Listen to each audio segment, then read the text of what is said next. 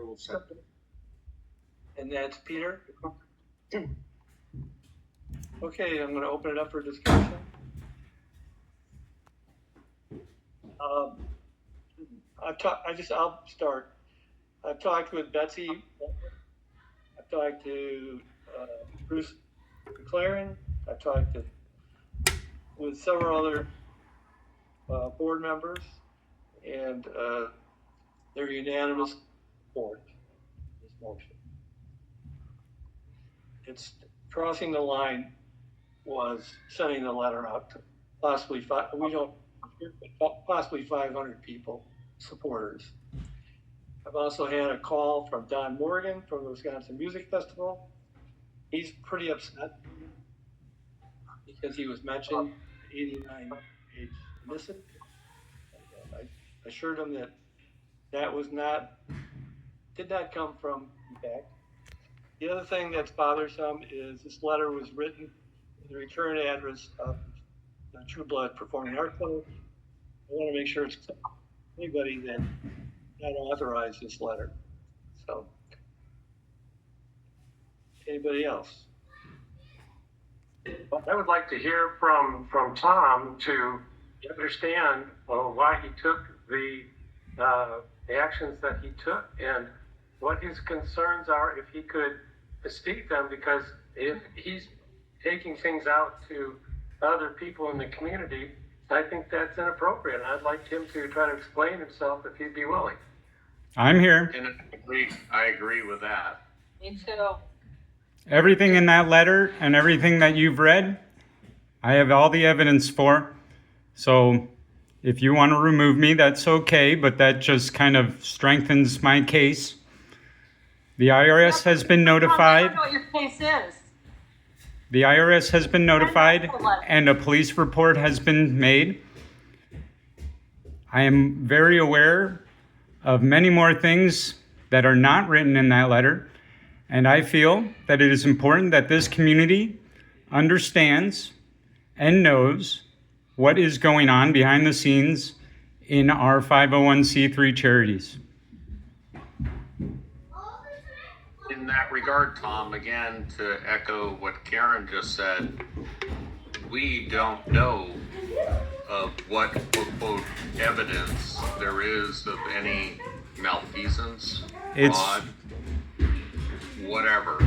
Well, that's fine. I'm not accusing anybody here of anything. I just have done the research, and you guys can read it, and you can come to your own conclusions. We have not seen your research. Mike Olson just mentioned the 89-page document, and you guys can all read that. That is not evidence. That is not research. That is just blowhardness. Okay. And literally, if you want to present to the board, I'll sponsor it. I'm not presenting anything more to the board. You guys are trying to remove me. It's retaliation for bringing up the truth. So that's fine. Do what you guys have to do. Tom, I view you as a good man, good friend. I do the same, Terry. I view this as an open forum to present what you have. That I cannot go any further with this. No, I'm not going to let you finish. I am going to state what you guys are asking. I have made very many attempts to have transparency with this board and to have a functioning board, and it has not happened. I have uncovered evidence of missing checks, of shadow accounting, of misreporting on our 990s. All of it is very much true. So go ahead and it very well be. I'm going to turn off my audio now, and I'm not discussing anymore. So you guys can do what you need to do. That's fine. And what Tom may have alleged or, view as quote evidence, I have not seen as malfeasance. And, I am offering to Tom to present to the board, which should be the first step to review material that we need to rectify, be they, our tax exempt status, be they our IRS filings, which, to be brutally frank, are not a big consequence because we're a nonprofit. Sure, let's hear it, but going externally and not presenting anything to the board, just looking at it as an outside investigator, auditor, etc., and it comes down to smearing. You're smearing people within the organization that I view as just counterproductive. I'd like to just jump in and say that I agree with you, Terry. I want to be clear so everyone understands my view on this. The view to remove someone is independent of the issues that have been discovered.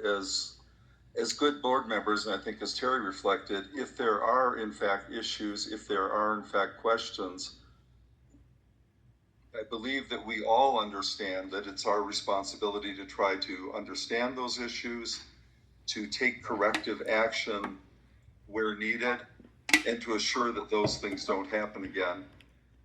My concern with the decision today is how this is approached. The use of a private donor list like that, invading donor privacy, sending something like that out, representing that it's from the board with the return address, all of these things, not bringing these issues to the board in a way that we can act on it. Those are all things that fall into the category of just not being a collaborative board member. And we just talked about the things that we believe board members need to do, and these actions, not the accusations, but the actions in dealing with them, all prevent us from being good board members. So that's what's driving my decision.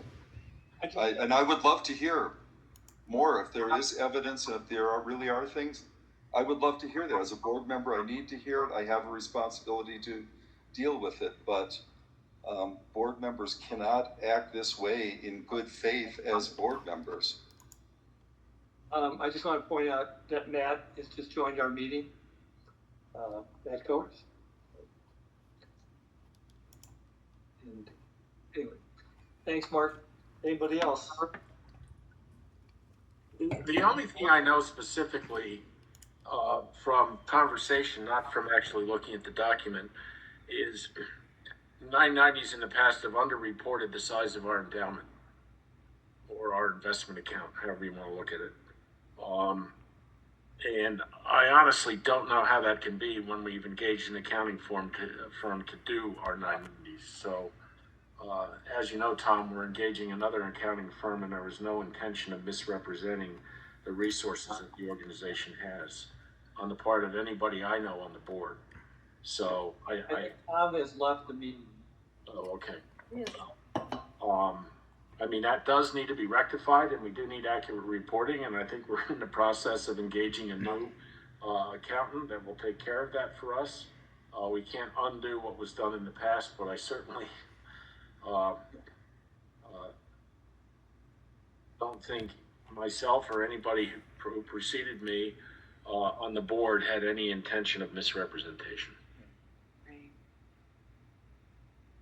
I see this as two separate issues. It sounds like we need to look into the books, and I think that's important for us to do so. And I want to stress, if Tom is still here, because it looks like his name is still up there, that hopefully, Tom, you're listening.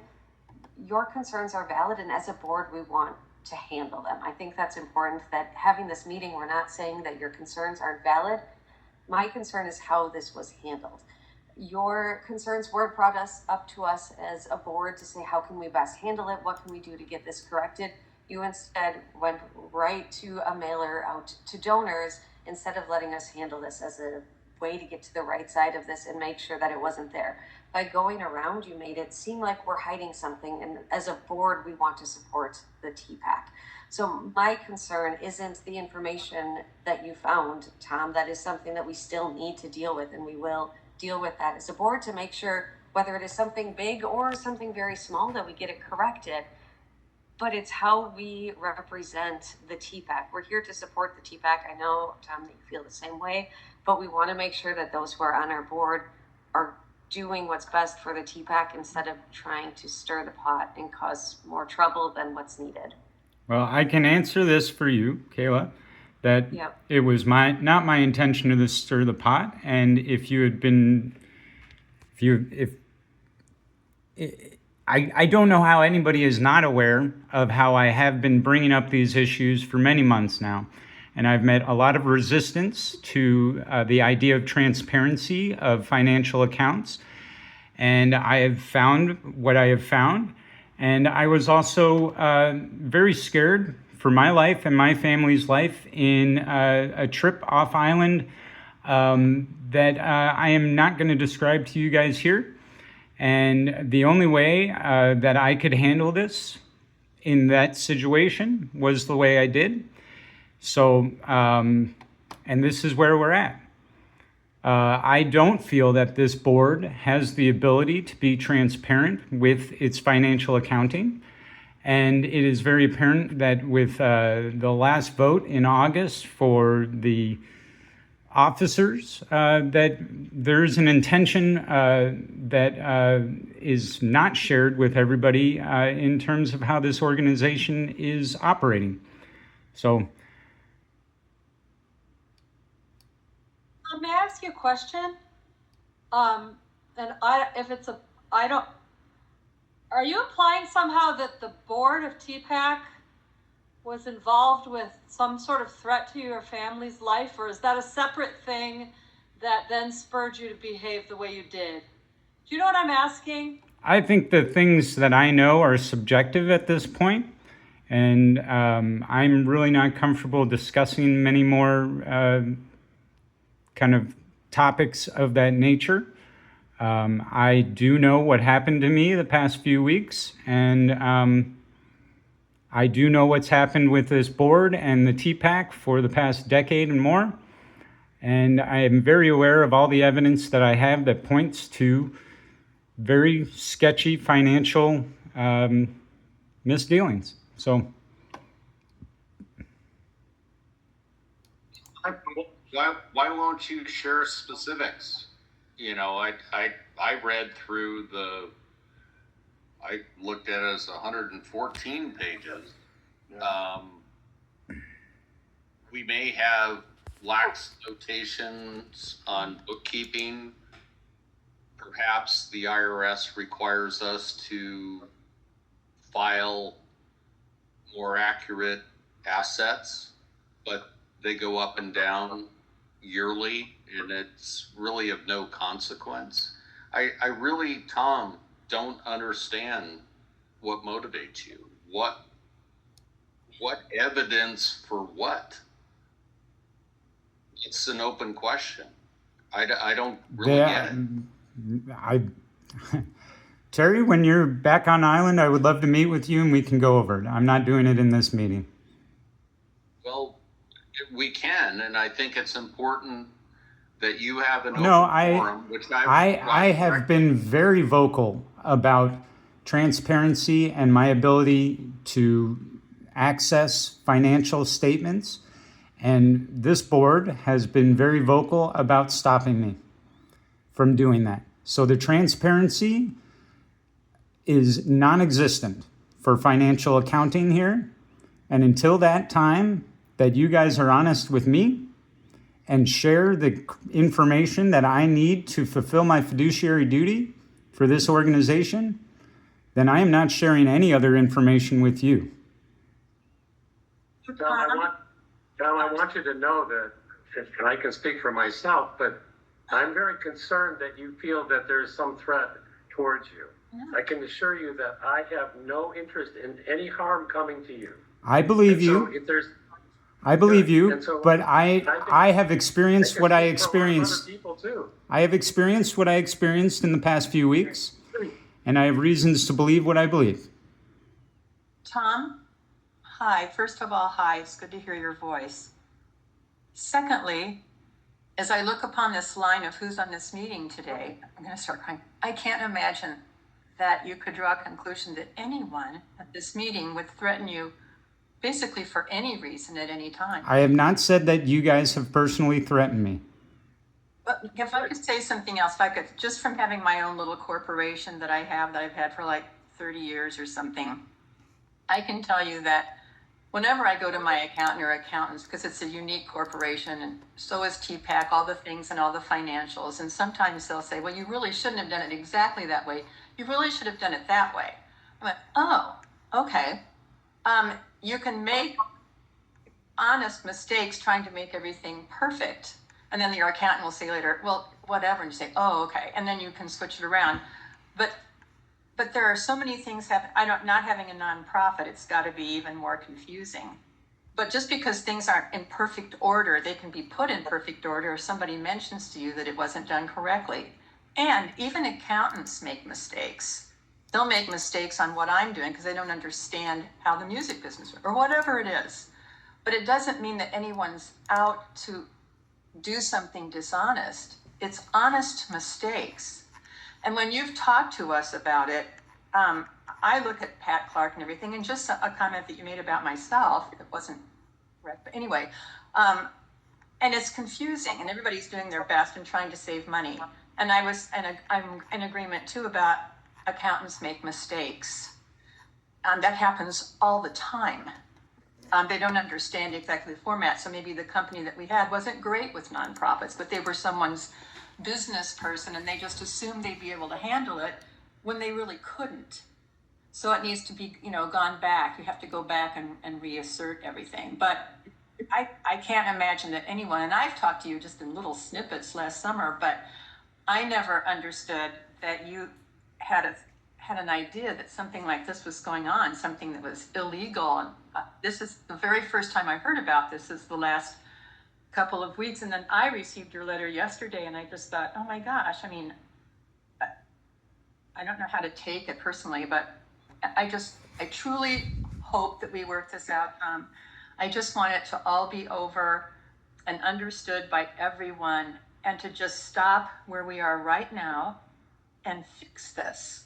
It's got to be totally fixable, because none of this was done on purpose from anyone. Well, then we should all agree to have a lawyer, and we should all agree to have an audit performed, a full audit, which is what I've asked previously.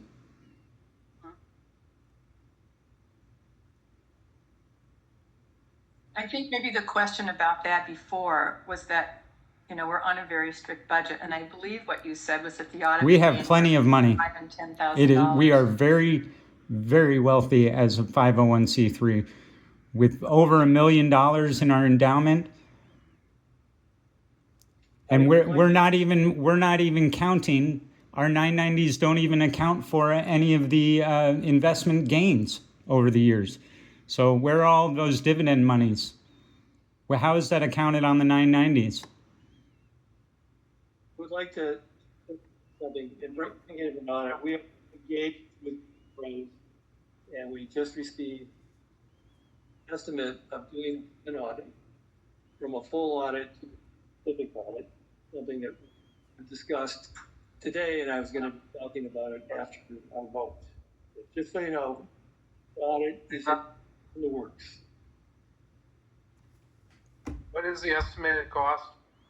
Well, if we, unlimited would be between $25,000 and $5,000. And if they do find something that they want to go deeper, it would cost as much as $15,000. We have an offer from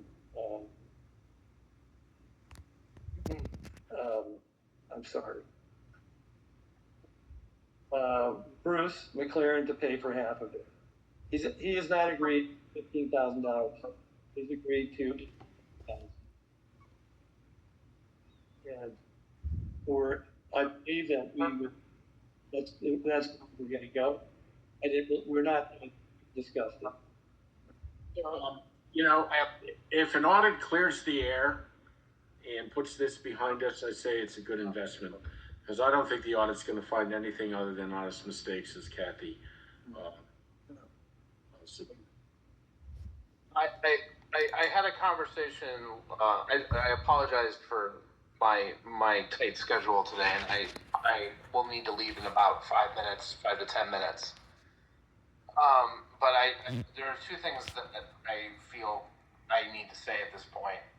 First one is that I spoke with my brother last night and brought up the issue of the 990s that Tom's document reflects, and he told me something that was very interesting, which is that as far if we were a for-profit business, then he knows 100% certainty that what Tom has pointed out is actually accurate. Is that is what needs to be reported for a for-profit business. He said that he does not know about whether it's accurate for a not-for-profit, and considering that not-for-profits are closer to a business, I think it's definitely something that we need to ask Gerber Rose rather than an individual. I had only been thinking about it as an individual, and in an individual, you never report unrealized gains on your taxes. It makes no sense to. But you would theoretically, the law changed in 2023 where you report the gains, and then on a following year, you would be reporting the losses. And then your tax liability for the business reflects the gain and the losses every single year. Concept being that the government wants their money faster. We wouldn't be paying taxes on that money, so I don't know whether it's actually that big of a deal or not, but I do think that it's definitely something we need to ask Gerber Rose about with this new information that I learned.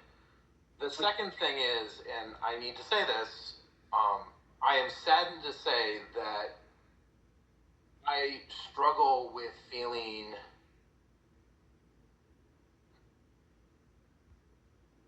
comfortable and safe with what I have experienced from you, Tom, recently in your recent behavior. And it saddens me to say that, but that is where I am. And I heard what Mark was saying towards the end of his conversation when I joined, and I 100% agree with it. You have not acted as a collaborative board member. And while I understand from your perspective that you believe that you have been pointing out information and you have been frustrated with a lack of transparency, my experience of your actions in the last 4 months has been nothing but aggressive and combative and not collaborative. And I think that the response of the executive board in particular is because I personally, as a member of that board, have been felt under attack. And what you experience as secrecy and resistance is flat out concern and fear. And I am not willing to operate like that as a part of this organization any longer. And I just want to let you know, I did speak to Gerber about the 990. Okay. And I expressed to her that I don't live in a like all encompasses. It does encompass reporting your endowment or cash on hand, whatever. But no, I told her that, well, we've been underreported. And she goes, we'll have to go and resubmit those corrected invoices. She never indicated that punishable, like it's something that we. And I wouldn't expect it to be. No, in our organizations, every year we restated things or made correcting entries. I'd like to suggest, though, that we move off the 990 question, because, this is exactly the kind of information that we've been wanting to deal with at the board meetings. I think it goes back to Terry's comment that if there are issues, they should be brought up. We should deal with them methodically and logically. We should deal with them in a way that's collaborative. we should deal with them in a way that understands it's not for one board member to demand things and, you know, stir the pot, to, I think it was Kayla's point earlier, but that to collaboratively help us come up with a methodical plan to do these things. I think, as Kathy said, we all have the best of intentions. We all want to make this work. And this decision that we're making today, in my mind, again, I just want to restate my position, has absolutely nothing to do with the accuracy or inaccuracy of the allegations, but it's not behaving as a collaborative board member in good faith. That gets in the way of us making these corrections. So I like this discussion about the 990s, but I don't think it's particularly relevant to the decision we're making. I just want to let one of the people I talked to a couple of days, I thought it was poignant, and they said that we have a fiduciary duty to remove Tom. So I just thought that was interesting. But any more discussion? Let's call the question. I'd like to call the question. Do you want to do it singly, or Matt? What would you like? I believe that this should be a roll call vote. Are you aware of who's online? I can see everybody and we're Why recording. don't you just call the names, Mike? Okay. So, Matt? Can you state the actual motion, because I was not here for the actual motion. The motion is to dismiss, in accordance with our bylaws, to dismiss Tom as a board member of TPAC. Aye. Okay. Next would be Kathy. Aye. Thank you. And Paul. Aye. And Mark. Aye. Okay. Karen. Aye. All right. Kayla. Aye. Okay. Peter. Peter, you still with us? Aye. Aye. Thank you. Terry. Aye. All right. And Mark. Tom's doesn't have a say in this vote. I do have a say, and I say nay. You don't have a say in this vote. Okay. My vote is no. Well, that won't be. I gotta go. Anyway. So. I apologize that I also do have to go at this point, so. So then, and I am an aye, that's 9-0. All right, so that motion passes. I'm going now to dismiss the meeting. We're going to move on to the second part. I'm going to try to. And it's all kind of heartbreaking. And me too. I do too. Attacked, honestly, I feel attacked, and so